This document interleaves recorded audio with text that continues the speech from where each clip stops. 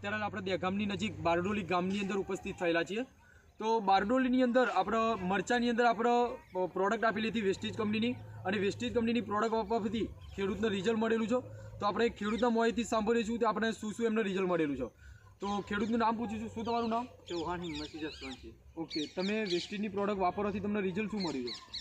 સારો એવો વિકાસ ને એ બધું, ઉતારો સારો, વિકાસ સારો, ઓકે, એવું કંઈ ખરાબ રોગ નથી આવવા જતો, બીજું એ બધું મળેલ છે। તો બાકીના જેટલા પણ ખેડૂતો છે એ લોકોને તમે કહી શકો કે આ જે પ્રોડક્ટ વેસ્ટીજની છે એ વાપરી શકાય ખરી?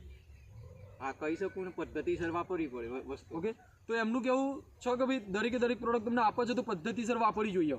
તો વેસ્ટીજ કંપનીની પ્રોડક્ટની અંદર આપણે સારામાં સારું રિઝલ્ટ લીધેલું છે।